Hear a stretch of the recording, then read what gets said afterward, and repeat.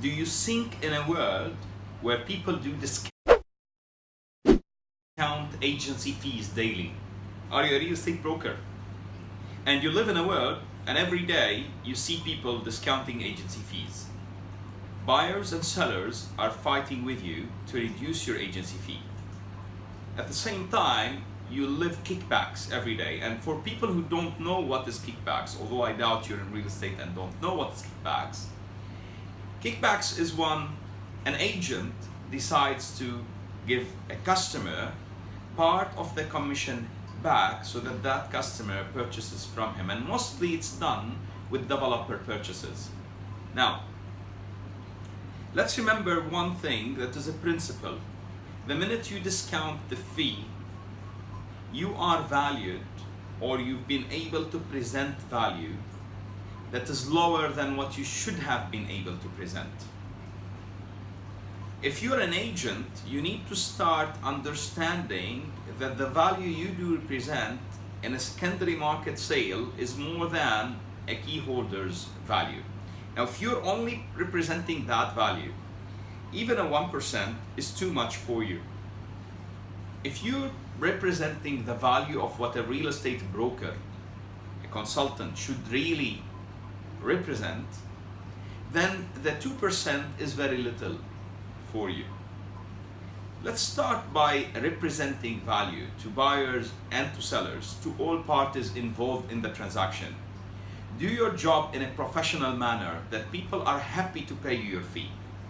Because buyers and sellers, mostly smart buyers and sellers, and many of you will be skeptical about that and will say everyone negotiates a fee. I disagree. Buyers and sellers do regularly want to pay a fee because they do understand that a cheaper agent may be much higher in cost. So let's say you're selling a property as a seller and you have a 2 million dirhams property in front of you.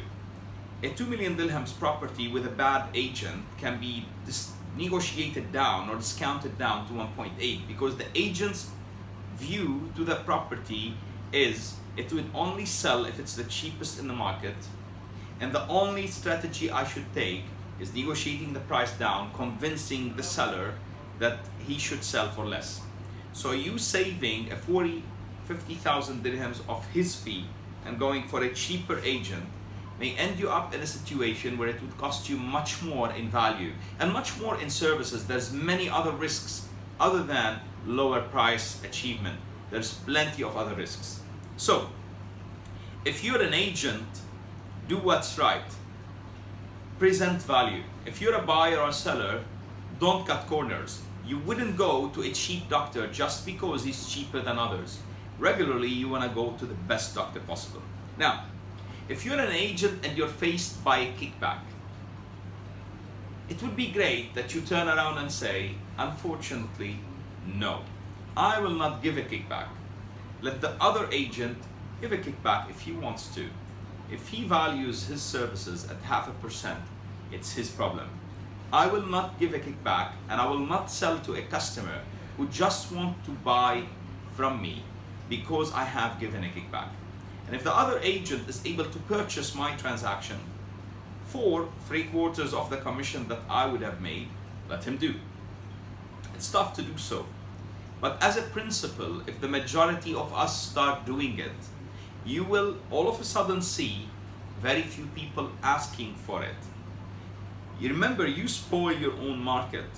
When everyone starts giving kickbacks, and people have started giving kickbacks today, and people started asking for kickbacks today, when that happens, you rarely are able to achieve what you should be paid to be able to sustain within our business. Let's all do what's right for us, what's right for the market. You would never again, as a buyer or seller, go for a cheap lawyer. Don't try to go for a cheap real estate agent. He is using your money or helping you utilize it, either properly or wrongly. Enjoy your day and make your commission fairly.